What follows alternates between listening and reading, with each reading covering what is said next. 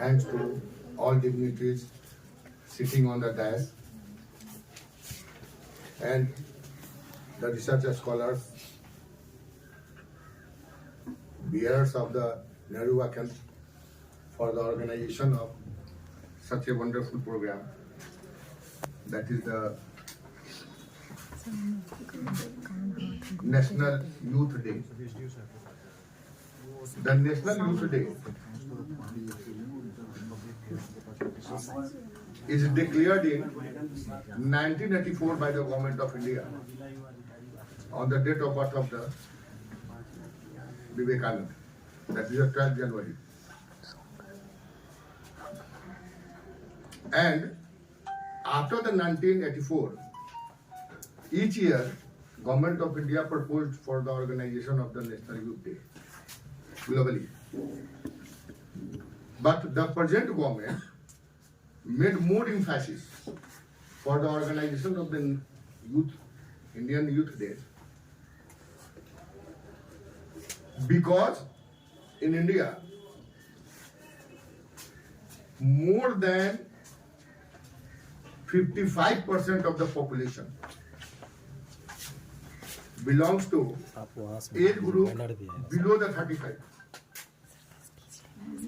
And as per the youth sampling principle, in the 2022, all populations below the 29 years of the age are declared as a youth.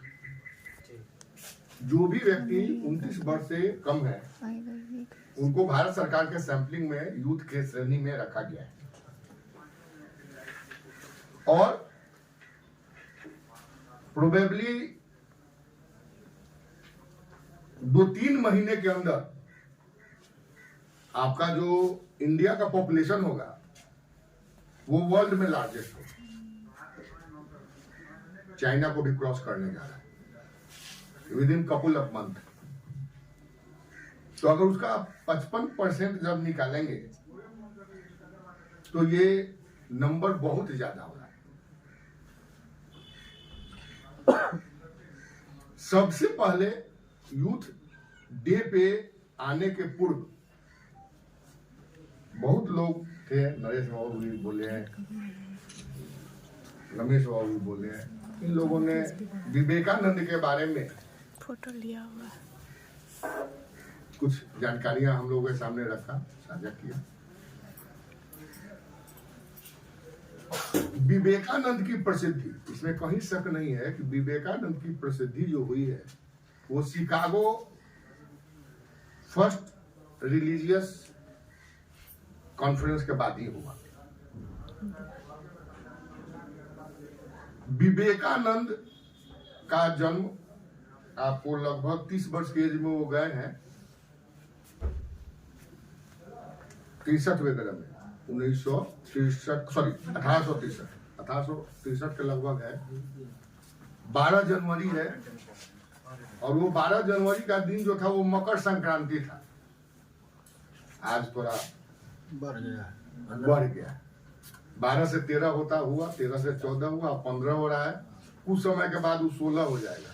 तो इसका जानकारी आप geography वाले बतलाएंगे कि ऐसा क्यों हो रहा है, उसका कारण भी है कि क्यों एक एक दिन बढ़ते जा रहा है समय के साथ। उस समय में जो ग्लोबल इन्वायरमेंट था वहां पे फिलोसफिकल डिफरेंशिएशन था, eastern philosophy and western philosophy.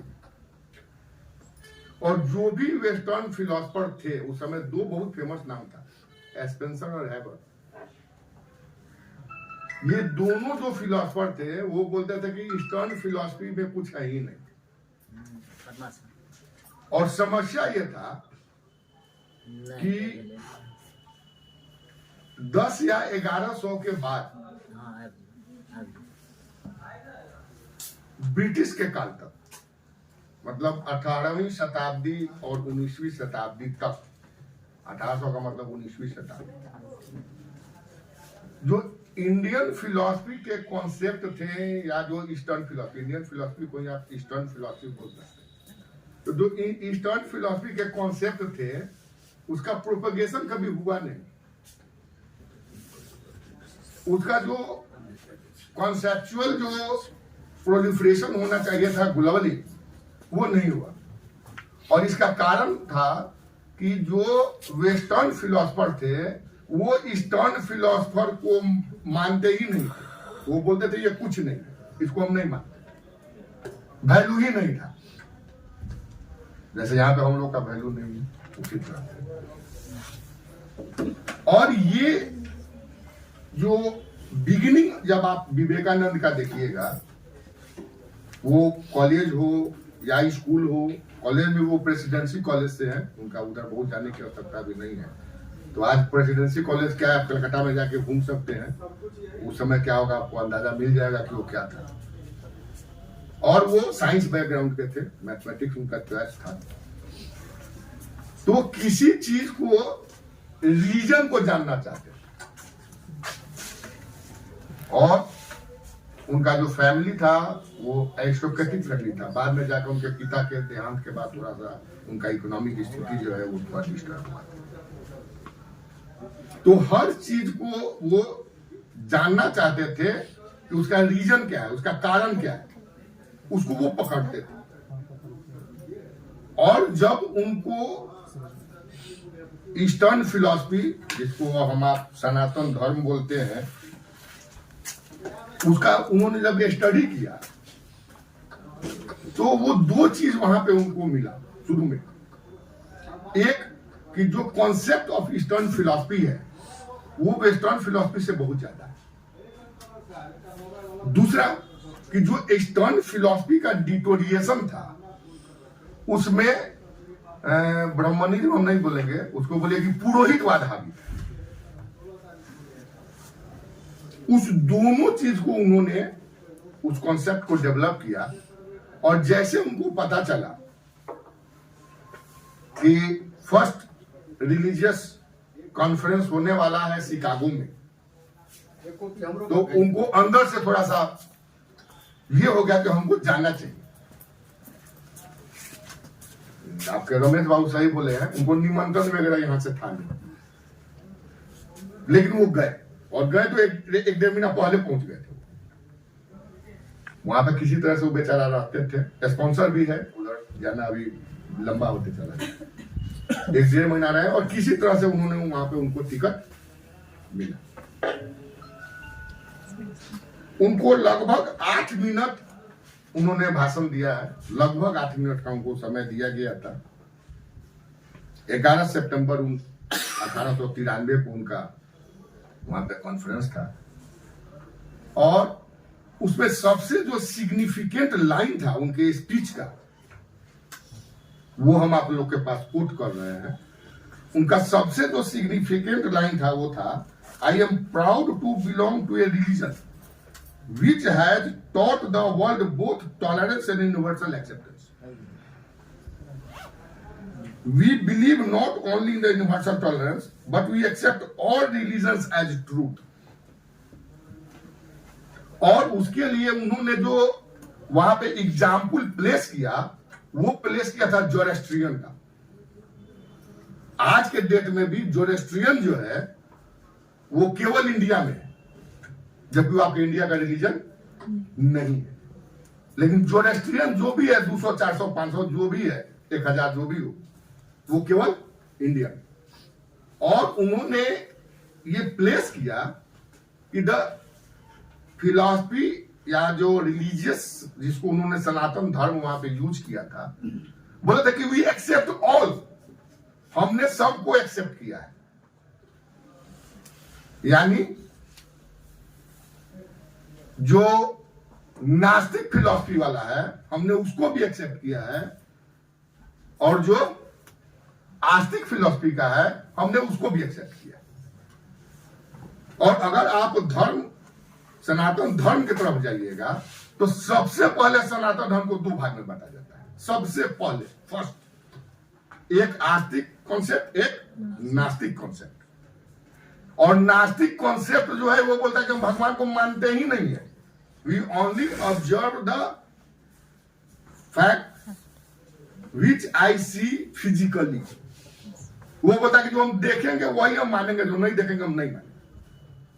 और उसका एक एग्जाम्पल आपको किताब में मिलता है जिसको हम आप बोलते हैं चरवाक फिलॉसफी। चरवाक कोई नाम नहीं है, ये एक सेक्ट था। किसने दिया इसका भी पता नहीं। तो ये जो फिलोसफिकल कॉन्सेप्ट था, इस चीज को उन्होंने पॉपुलराइज किया और बोला कि आप ईस्टर्न वाले, सॉरी वेस्टर्न फिलोसफी वाले जितना भी बटे होंगे तो आप तो बटे हुए हैं, हम तो सबको एक्सेप्ट कर रहे हैं। और उन्होंने सनातन धर्म में दो चीज को वहां पे प्रोपगेट किया। इस कॉन्फ्रेंस के बाद वो वहां पे रुके हैं कुछ दिन, वहां पे उन्होंने रामकृष्ण मिशन का वहां पे स्थापना किया फर्स्ट, और तब वहां से वो बैक हुए। और विवेकानंद ने वहां पर दो कॉन्सेप्ट को सबसे ज्यादा प्रोपेगेट किया, वेदांत एंड योगा। योगा और वेदांत को उन्होंने सबसे ज्यादा प्रोपेगेट किया। और जब वो लौट के आए तो यहाँ पे दो चीज उन्होंने बनाया, रामकृष्ण मिशन और बेलूर मठ। और उनके जब आप पूरे फिलॉसफी को देखिएगा तो उन्होंने उस समय के जितने भी आयाम थे, वो सामाजिक हो, रिलीजियस हो, यंगस्टर्स का हो, हर चीज को उन्होंने टच किया और सब के बारे में उन्होंने अपना कॉन्सेप्ट दिया। तो क्योंकि यहाँ पर युवा दिवस है तो उनके उस पार्ट को हम कन्फाइंड कर रहे हैं केवल जो कि आपसे संबंधित, जो आपके युवा से संबंधित। अब यहाँ पर उन्होंने, अब देखिए, सनातन धर्म को उन्होंने कॉन्सेप्ट को सपोर्ट किया, योगा को कॉन्सेप्ट सपोर्ट किया, वेदांत को सपोर्ट किया, लेकिन ऐसा नहीं है कि उन्होंने आंख मूंद के सपोर्ट किया। उन्होंने उसके साथ साथ सनातन धर्म में कुछ डिस्कार्ड भी किया। क्या क्या डिस्कार्ड किया? तो पुरोहितिज्म को उन्होंने डिस्कार्ड कर दिया। और जितने आडंबर थे, जिसको हम बोलते हैं रिलीजियस हाइपोक्रेसी, वो बोले पूजा करिए लेकिन दिखावा करने की आवश्यकता नहीं है, हाइपोक्रेसी को उन्होंने डिस्कार्ड कर दिया। बोला नहीं, ये ठीक नहीं है। या जो भी उसमें कुरीतियां आई थी उसको उन्होंने सपोर्ट नहीं किया। और इसके चलते इंडिया में भी कुछ ब्राह्मणिकल सेक्ट्स थे, खास करके साउथ इंडिया के, जिन्होंने विवेकानंद को सपोर्ट नहीं किया, उनको विरोध चला। क्योंकि वेदांत को छोड़कर जो भी कॉन्सेप्ट था उसको उन्होंने सपोर्ट नहीं किया। उन्होंने सोशल रिफॉर्मेशन को सपोर्ट किया। और उन्होंने, उनका एक कोट और हम और कर रहे हैं कि we are responsible for what you are, ये आपके लिए, उनका ये कोट आपके लिए। आप जो भी हैं उसके लिए कौन रिस्पॉन्सिबल है? आप। We are responsible for what you are. ये कब का इफेक्ट है? जो आप काम कर चुके हैं, that is, and whatever we wise ourselves to be, we have the power to make ourselves. आपके पास जो भी पावर है वो आप बन सकते हैं। कैसे? If what we are now, अभी जो आप हैं, has been the result of our own past action. अब सोच लीजिए आप लोग कितना पढ़ के आए, तो अभी आप जो हैं वो आपका पास्ट एक्शन है। अभी जो भी आप है, आप लोग सब जियोलॉजी वाले हम देख रहे हैं, तभी जो भी आप है वो आपका पास्ट एक्शन। जो आप बनिएगा वो क्या होगा? वो आपका प्रेजेंट एक्शन होगा। अब आप जो चाहते हैं बनना वो क्या है? वो आपका प्रेजेंट एक्शन है।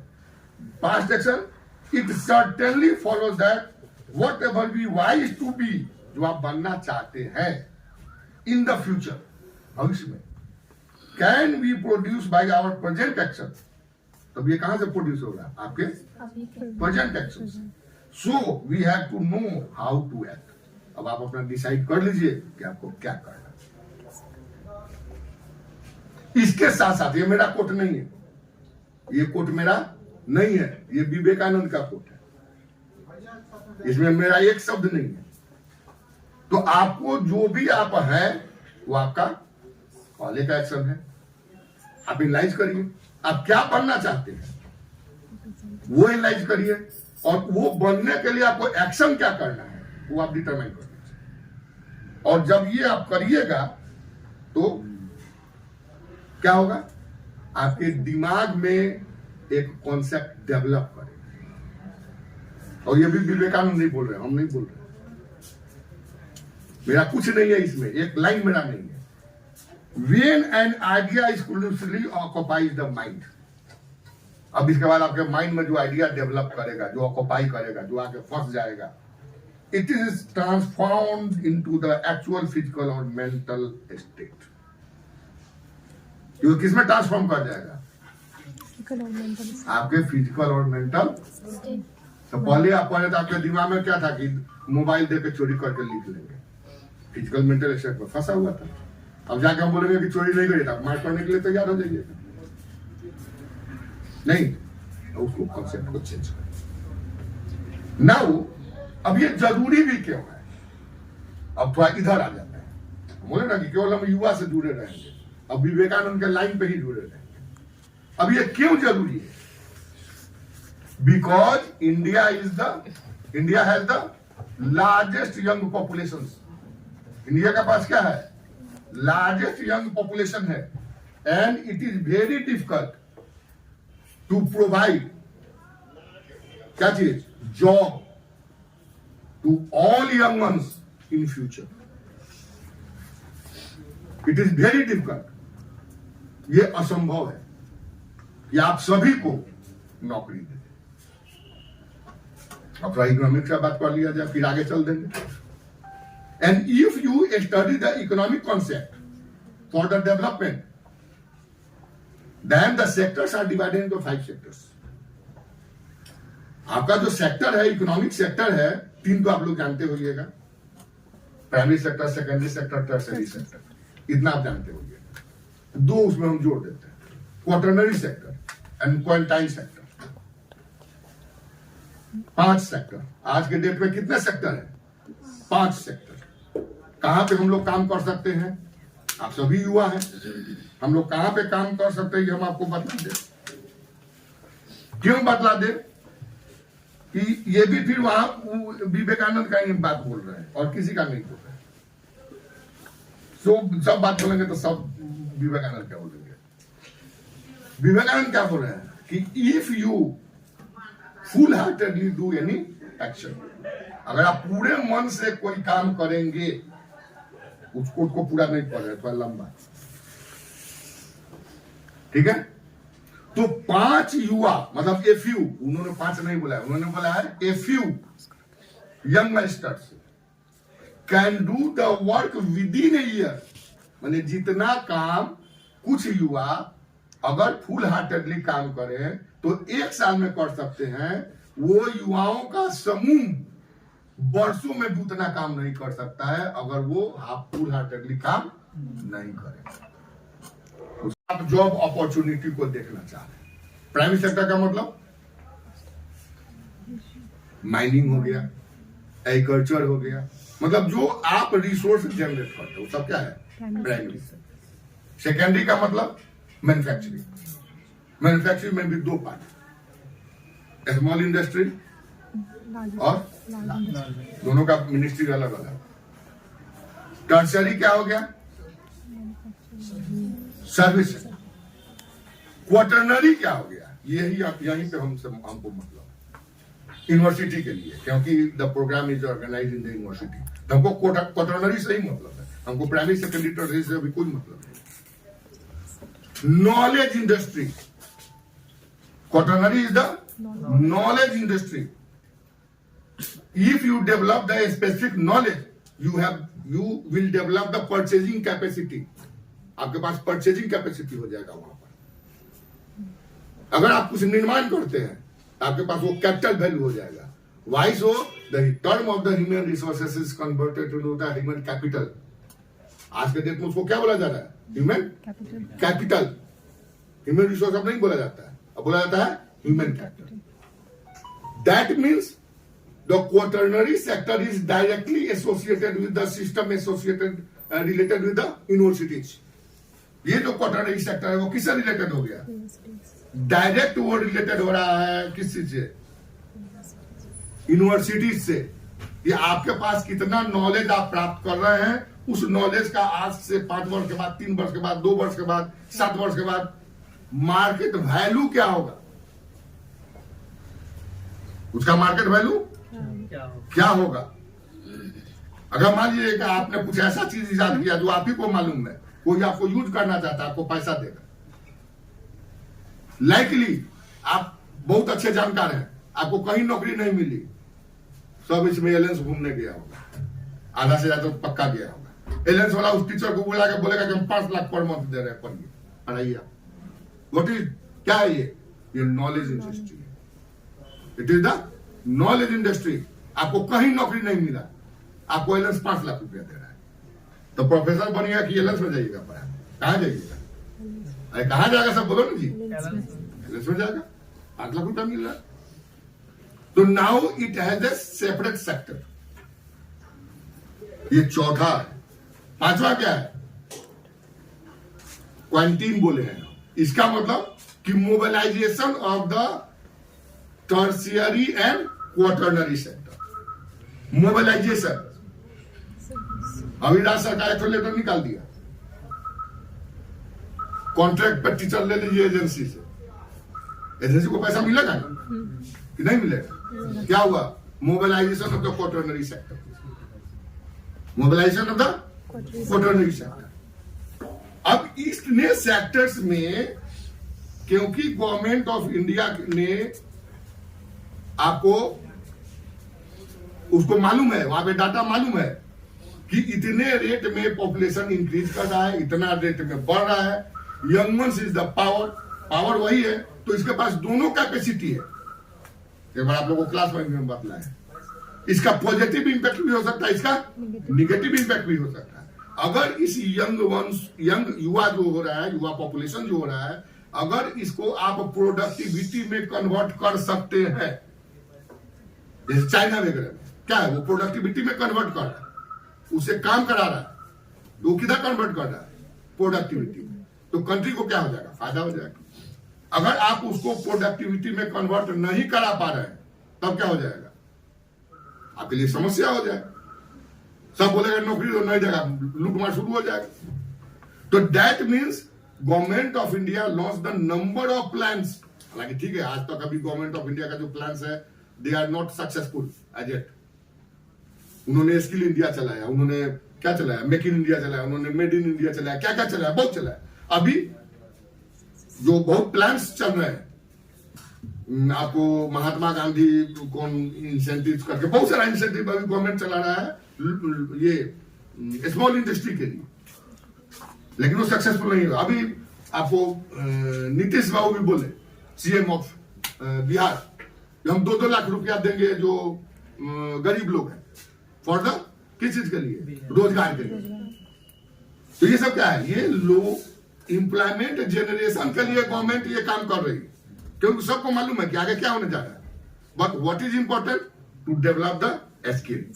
एंड गवर्नमेंट ऑफ इंडिया, अभी गवर्नर के यहाँ भी प्रोग्राम हुआ था, कुछ टीचर लोग गए थे, नए लोग गए, वहां पे एक प्लान किया गया है, क्या चीज, 2047, इसको क्या बोला गया, मेरा भारत विकसित भारत, विकसित Bharat at the rate of 20 से 47, युवा भारत, युवा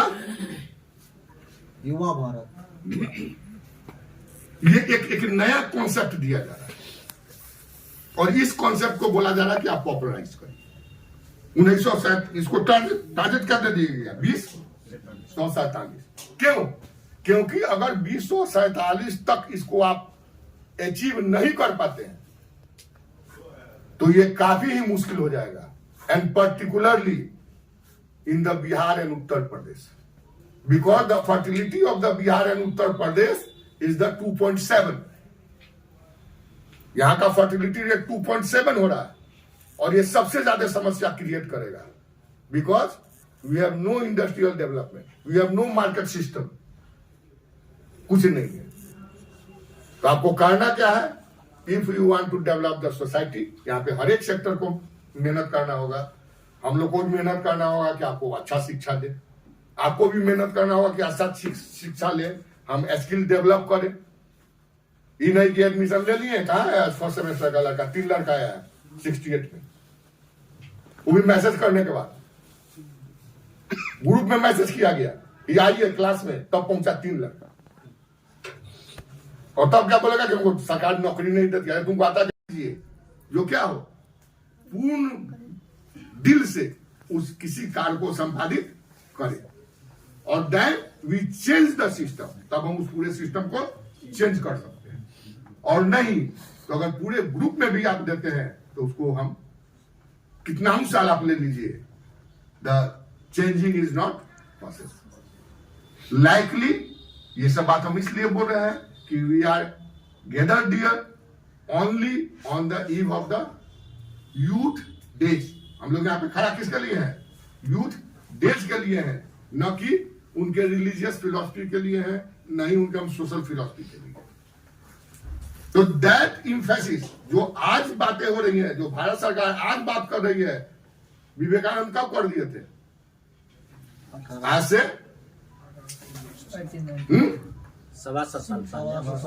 1902 में तो बेचारा मरिए गए, 7.25 साल हुआ ना, ठीक है। यानी उनका पूरा जो लाइफ है वो क्या है? 39 ईयर्स का। पूरा जो लाइफ है वो कितने दिन का है? 39 ईयर्स। और वो चीज उन्होंने उस समय प्रेडिक्ट कर दिया कि यंग जो है, जो युवा है, उस पर आप इंफेसिस दीजिए, जो सामाजिक कुरीतियां हैं उस पर इंफेसिस दीजिए, जो ईस्टर्न फिलॉसफी है उस पर इंफेसिस दीजिए। इस 3 चीज को उन्होंने स्पष्ट उसी समय बोल दिया था कि जो ईस्टर्न फिलॉसफी है उस पर इंफेसिस दीजिए, आप जो कुरीतियां हैं उसको डिस्कार्ड करिए, युवा पे इंफेसिस दीजिए, और उसके अकॉर्डिंग आप सोशल रिफॉर्मेशन पे काम करिए। इन नट से उन्होंने हर एक क्षेत्र को चुना। उन्होंने रिलीजन पर भी बोला कि अगर कोई भूखा हुआ है तो उसको रोटी की आवश्यकता है, न कि धर्म की आवश्यकता है। ये भी उनका कोट है। तो there are number of quotes, उनके बहुत सारे कोट्स हैं, और विवेकानंद के हर एक आयाम जो है आज के डेट में प्रासंगिक है। युवा के लिए जो उनका व्यू है वो हमने आपको बतलाया। हम उम्मीद करते हैं